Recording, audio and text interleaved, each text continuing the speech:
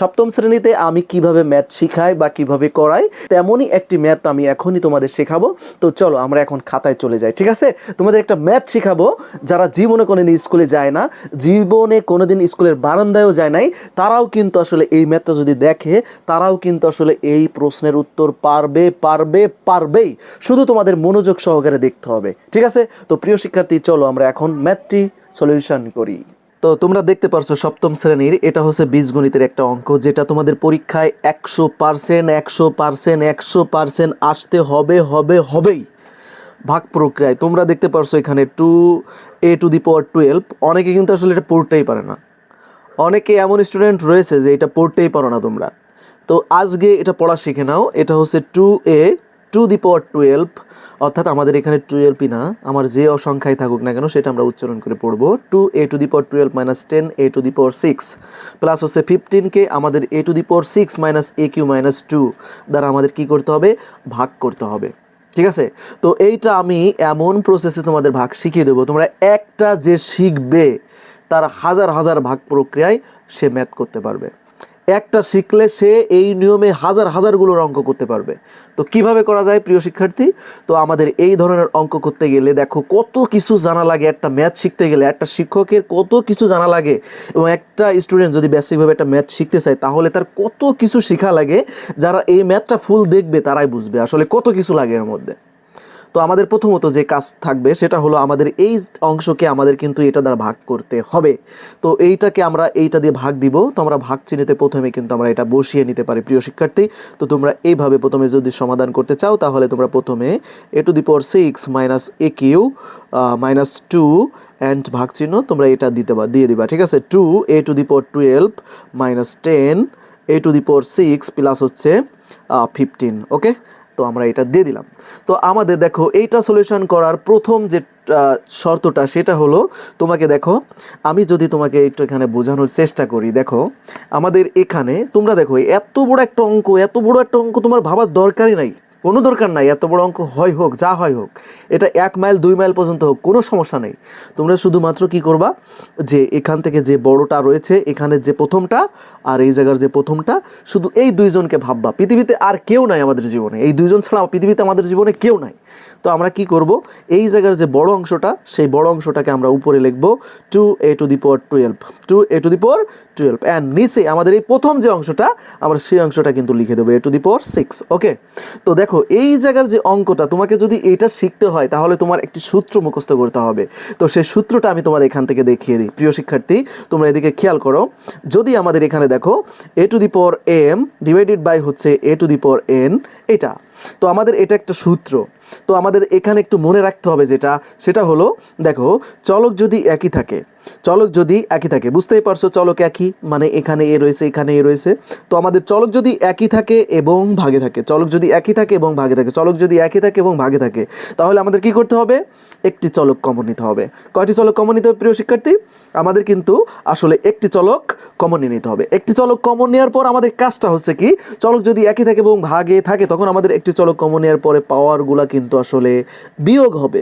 তো আমরা এখান থেকে যেটা করব m - n। তো প্রিয় শিক্ষার্থী, তোমাদের এই অঙ্কটা যদি করতে হয়, এই অঙ্কটা যদি তোমাদের এখানে ভাগ প্রক্রিয়া শিখতে হয় তাহলে তোমাদের আগে সূত্র শিখতে হবে। তো আমরা একটা নিয়ম মনে রাখবো যে চলক যদি একই থাকে এবং ভাগে থাকে তাহলে আমরা একটা চলক কমন নেব এবং পাওয়ার বিয়োগ দিয়ে দিব, ওকে? অর্থাৎ নিচ থেকে যে ব্যক্তি উপরে উঠে যাবে সেই হচ্ছে বিয়োগ।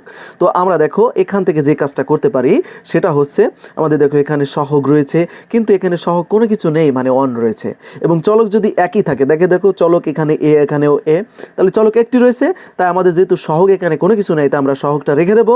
অ্যান্ড আমাদের এখানে দেখো চলক একই রয়েছে তাই আমরা একটা চলক কমন নিয়ে নেব। আর আমরা জানি চলক যদি একই থাকে এবং ভাগে থাকে তখন একটি চলক কমন নিয়ে পাওয়ার বিয়োগ, অর্থাৎ আমরা এখান থেকে 12 থেকে নিচের যে অংশটা 6 রয়েছে আমরা সেই 6 বাদ দিয়ে দিব। তাহলে আমরা এখান থেকে কি পাচ্ছি প্রিয় শিক্ষার্থী? তোমরা এখান থেকে দেখতে পারছো আমাদের 2a রয়ে গেছে, অ্যান্ড এখান থেকে দেখো 12 থেকে আমরা যদি 6 বাদ দেই তাহলে আমাদের এখানে আর একটা 6 থাকে। অর্থাৎ আমরা যে এখানে যেটা করতে চাচ্ছিলাম ভাগ প্রক্রিয়ায়, তো আমরা দেখো এখান থেকে যদি আমরা এই two A to the power six, two A to the power six, two A to the power six, two A to the power six দ্বারা এই অংশকে গুণ করি, তাহলে কিন্তু আসলে আমাদের এখান থেকে ভাগফলটা পেয়ে যাচ্ছি আমরা। তো আমরা এখান থেকে যেটা পাচ্ছি, টু এ টু দি পাওয়ার 12কে আমরা যদি a to the power six দিয়ে ভাগ করি, তাহলে আমরা পাবো হচ্ছে two A to the power six, two A to the power six. প্রিয় শিক্ষার্থী, যখনই আমরা এটা লিখে ফেলবো, তোমরা এখানে দেখতে পারছো, যখনই আমরা এটা লিখে ফেলছি আমাদের ভাগফলে two A to the power six, তো আমাদের কাজ হবে এই যে অংশটা, এই অংশ দ্বারা এই যে প্রথম যে অংশটা, এই সব কয়টা অংশকে পর্যায়ক্রমে বন্টন বিধিতে গুণ করে দেওয়া। Two A to the power six দিয়ে আমরা এ টু দি পাওয়ার সিক্সকে আসলে গুণ করব। তো এইটাকে গুণ করতে গেলে আমাদের দেখো আরও নিয়ম শিখতে হবে। তো আসলে নিয়মের নিয়মের ঠিক নাই, কত নিয়ম শিখতে হবে তোমাদের এখানে আমি একটু দেখাই তোমাদের।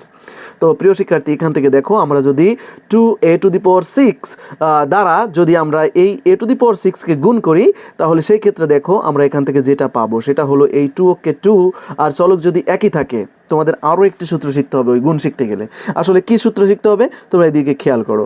আমাদের দেখো চলক a to the power m into যদি a to the power N থাকে, অর্থাৎ চলক যদি একই থাকে এবং গুণে থাকে, চলক যদি একই থাকে এবং গুণে থাকে, তখন একটা চলক আমাদের কমন হবে, একটা চলক আমাদের কি হবে, কমন হবে। এবং একটি চলক কমনের পরে আমাদের কিন্তু গুণে থাকার কারণে পাওয়ার যোগ হবে, অর্থাৎ এম প্লাস এন। ওকে প্রিয় শিক্ষার্থী, তাহলে আমরা এই জায়গার যে গুণটা, এই গুণটা কিন্তু আমরা এই সুন্দরভাবে করে নিতে পারবো।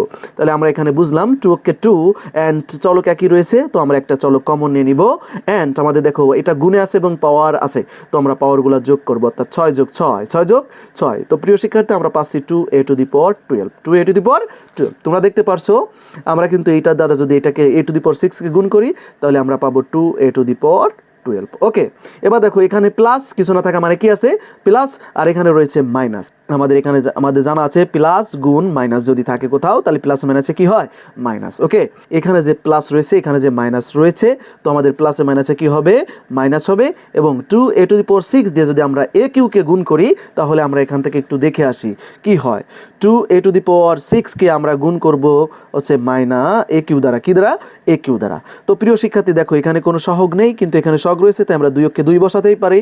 আর এখানে দেখো চলক একই রয়েছে, চলক যদি একই থাকে এবং গুণে থাকে, তখন একটি চলক কমন হবে এবং পাওয়ার যোগ হবে, অর্থাৎ 6 আর 3 কত বলো তো, 6 আর 3 হচ্ছে 9। তো প্রিয় শিক্ষার্থী, আমরা এখান থেকে যেটা পাচ্ছি সেটা হচ্ছে, তোমাদের দেখো এখান থেকে আমরা যেটা পাচ্ছি সেটা হচ্ছে two A to the power 9, two A to the power কত বলো তো, 9, টু এ টু দি পাওয়ার কিন্তু 9। ওকে, তো আমাদের এর পরবর্তীতে যেটা রয়েছে দেখো, এই যে প্লাসে মাইনাসে মাইনাস, প্লাসে মাইনাসে মাইনাস, আমাদের ভাগফল দ্বারা পর্যায়ক্রমে সব কয়টাকে গুণ করতে হবে, তাই প্লাসে মাইনাসে আমরা কি দিয়ে দিলাম বলো তো, মাইনাস। ওকে, তো আমরা 2 দিয়ে যদি 2 কে গুণ করি, তাহলে আমরা পাবো হচ্ছে 4। আর এখানে দেখো এ টু দি পাওয়ার 6 আছে, কিন্তু এখানে কোনো চলক নেই, তার মানে এ টু দি পাওয়ার 6 বসে যাবে। ওকে, এবার আমরা বিয়োগ চিহ্ন দিব। প্রিয় শিক্ষার্থী, তোমাদের একটা নিয়ম জানতে হবে, সেটা হলো তোমাদের বিয়োগের নিয়ম জানতে হবে। দেখো মনে করো যে এখানে এম প্লাস এন রয়েছে আর এখানে রয়েছে এম মাইনাস এন। ওকে, তো এরকম যদি থাকে, অথবা এম প্লাস এন থাকলো, যাই থাকুক না কেন, যদি আমাদের এটা বিয়োগ করতে বলে, তখন আমাদের নিচের চিহ্ন থেকে কিন্তু আসলে চিহ্নের পরিবর্তন হবে। অর্থাৎ যেটা প্লাস রয়েছে, এখানে কিছু থাকানো হবে প্লাস রয়েছে, তো প্লাসের পরিবর্তে আমরা কিন্তু মাইনাস দিব, অ্যান্ড মাইনাসের পরিবর্তে কিন্তু আমরা প্লাস দিব। এটা হচ্ছে বিয়োগের নিয়ম। প্রিয় শিক্ষার্থী, তোমাদের যদি বিয়োগ বলে, তাহলে নিচেরটা থেকে অবশ্যই চিহ্নের পরিবর্তন হয়ে থাকে। তো প্রিয় শিক্ষার্থী, আমরা এখান থেকে যেটা পাচ্ছিলাম সেটা হচ্ছে, দেখো এখানে আমাদের যত অংশগুলো রয়েছে এখানে, তো আমাদের এখানে যত অংশ রয়েছে, তাহলে আমরা এই যখন দাগ দিয়ে দেবো, তখন আমরা এখানে তো বিয়োগ চিহ্ন দিতে হবে। অর্থাৎ যেখানে প্লাস থাকবে সেখানে তোমরা কি করবা, দেখো এখানে কিছু না থাকা মানে প্লাস রয়েছে, তো প্লাসের পরিবর্তে আমরা কি দিতে পারবো, মাইনাস দিতে পারবো। এবং এখানে মাইনাস রয়েছে, মাইনাসের পরিবর্তে আমরা কি দিতে পারবো, প্লাস দিতে পারবো। এখানে দেখো মাইনাস রয়েছে, মাইনাসের পরিবর্তে আমরা কি দিব, প্লাস। ওকে প্রিয় শিক্ষার্থী, দেখো এখানে দেখো two A to the power 12, এখন কিন্তু এটা প্লাস নয়, এখন মাইনাস, তো আর এখানে প্লাস রয়েছে, তো আমরা এটাকে কিন্তু বাদ দিয়ে দিতে পারি। যেহেতু আমাদের plus two A to the power 9 উপরের অংশে কোথাও নেই, তাই আমরা two A to the power 9 এখানে কিন্তু আসলে রাখবো, অর্থাৎ two A to the power 9। ওকে, এরপর আমাদের দেখো যেটা আছে, আমাদের এখানে দেখো তোমাদের এই যে -10 এ to the power 6, -10 A to the power 6, এবং এটা হচ্ছে দেখো মাইনাস ছিল কিন্তু এখন ধরতে হবে plus, +4 A to the power 6। তো আমাদের 10টা থেকে যদি আমরা প্লাস 4টা বাদ দিয়ে দেই, তাহলে আসলে মূলত আমরা পাবো হচ্ছে 6টা এ টু দি পাওয়ার 6, 6টা a to the power 6 and plus 15 কিন্তু আমার এখানে বসে যাবে। ওকে, তো আমাদের প্রথম লাইনের কাজ শেষ। এবার আমাদের কাজটা হবে কি দেখো, যখন আমরা দ্বিতীয় লাইনে চলে আসবো অর্থাৎ বিয়োগ করা শেষ হয়ে যাবে, তখন আমাদের কাজ থাকবে এই জায়গার যে প্রথম অংশ, এই জায়গার প্রথম অংশ নিয়ে কাজ, এই জায়গার প্রথম অংশ, এই জায়গার প্রথম অংশ নিয়ে কাজ থাকবে আমাদের। ঠিক আছে, তো আমরা এইটা দেখো কিভাবে করতে পারি। তো আমরা প্রথম অংশ যেটা আছে 2a⁴, এটা আমরা কিন্তু উপরে বসিয়ে নিতে পারি, এবং আমাদের এই জায়গায় যে ভাজ্যর যে প্রথম অংশটা a⁴ এখানে বসাতে পারি। ওকে, তো এখানে আমরা তোমাদের নিয়ম শিখিয়েছিলাম, চলক যদি একই থাকে এবং ভাগে থাকে তাহলে সেই ক্ষেত্রে আমরা কি করব, আমরা এখানে দেখো সহগ রয়েছে একা, তো সহগ বসাবো, এবং চলক যদি একই থাকে এবং ভাগে থাকে তখন একটা চলক কমন, অ্যান্ড 9 থেকে যদি আমরা 6 বাদ দেই তাহলে মূলত আমরা পাবো হচ্ছে a⁴, 9 থেকে 6 বাদ দিলে আমরা জানি 2aq পাওয়া যায়। প্রিয় শিক্ষার্থী, আমাদের কিন্তু ভাগ ফলে বসাতে হবে 2aq। তো যেহেতু এটা কোনো প্লাস চিহ্ন রয়েছে তাই আমরা এখানে প্লাস চিহ্ন সহ বসাবো, প্লাস 2aq। প্রিয় শিক্ষার্থী, 2aq দ্বারা আমাদের এখন কাজটা কি, 2aq দ্বারা কিন্তু আমাদের মূলত এই সব কয়টাকে গুণ করতে হবে, এখান থেকে যতগুলো রয়েছে সব কয়টাকে কিন্তু আমাদের 2aq দ্বারা গুণ করতে হবে। তো গুণের নিয়ম আমি তোমাদের আগেই শিখেছি, যেহেতু এখানে 2 আছে এখানে কিছু নেই, তার মানে 2 অ্যান্ড aq দ্বারা যদি আমরা এই a⁴ কে গুণ করি তাহলে আমাদের চলক একই থাকবে, এবং 6 আর 3 কত হবে বলো তো, 9। ওকে, তো এখন প্লাসে মাইনাসে কি হবে বলো তো, মাইনাস। aq দ্বারা যদি আমি 2aq দ্বারা যদি aq কে গুণ করি আমরা পাবো হচ্ছে 2a⁴, আর এখান থেকে দেখো প্লাসে মাইনাসে কত, মাইনাস। এই 2aq দ্বারা আমরা যদি এই -2 কে গুণ করি তাহলে আমরা পাবো হচ্ছে 4aq। প্রিয় শিক্ষার্থী, আমাদের এখন কিন্তু এই জায়গার কাজটা শেষ, মূলত এইটা দ্বারা এই সব কটাকে গুণ করা শেষ। এরপরে আমরা কিন্তু এখানে লম্বা দাগ দিয়ে দিব, এবং এখান থেকে কিন্তু আমাদের চিহ্নের পরিবর্তন করতে হবে, অর্থাৎ বিয়োগের নিয়মে বিয়োগ করতে হলেই আমাদের কিন্তু প্লাস থাকলে কি হবে মাইনাস, মাইনাস থাকলে কি হবে প্লাস, এবং মাইনাস থাকলে কি হবে প্লাস। ওকে, এখন দেখো এইটা হচ্ছে 2a⁴, তাহলে এটা আমরা কাটতে পারি কারণ এটা মাইনাস, এটা প্লাস। আর দেখো এইটা হচ্ছে -6টা a⁴, অ্যান্ড এখানে +2a⁴। তো আমরা 6টা থেকে আমরা কিন্তু +2টা বাদ দিব, যেহেতু এখানে মাইনাসের সংখ্যা বেশি তাই আমরা কিন্তু মাইনাস রাখবো। ওকে, অ্যান্ড 6টা a⁴ থেকে যদি আমরা 2টা a⁴ বাদ দিয়ে দেই তাহলে আমরা পাবো হচ্ছে 4a⁴।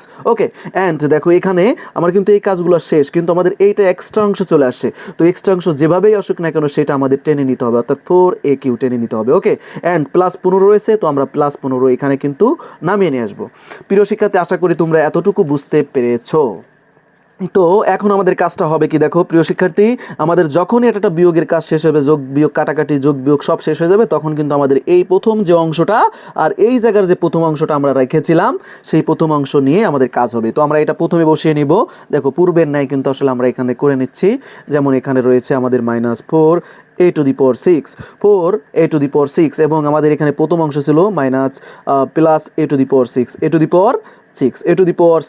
তো আমরা যদি এখন থেকে দেখো এটা যদি আমরা কেটে দেই তাহলে আমরা কিন্তু আসলে পাই হচ্ছে -4, তো আমরা এখান থেকে নিতে পারবো ভাগফলে -4। ঠিক আছে প্রিয় শিক্ষার্থী, তো -4 যখন আমরা নিয়ে নিব, দেখো এই -4 দ্বারা এই জায়গার যে -4টা আমরা নিয়েছি, এই -4 দ্বারা আমাদের কিন্তু এই জায়গার সব কয়টাকে আবার পর্যায়ক্রমে গুণ করতে হবে। তো প্লাসে মাইনাসে কি হয় বলো তো, মাইনাস, অ্যান্ড a⁴ দিয়ে যদি আমরা 4কে গুণ করি তাহলে আমরা পাবো 4a⁴, অ্যান্ড এখানে মাইনাস এখানে মাইনাস, মাইনাস মাইনাস কি হবে বলো তো, প্লাস, অ্যান্ড 4 দ্বারা যদি আমরা aq গুণ করি তাহলে আমরা পাই 4aq, অ্যান্ড এখানে দেখো 4 দুগুণে কত হয় বলো তো 8, 4 দুগুণে 8, এবং মাইনাস মাইনাস কি হবে বলো তো, মাইনাস মাইনাস প্লাস হবে, মাইনাস মাইনাস প্লাস হবে, এবং 4 দুগুণে কত হবে 8।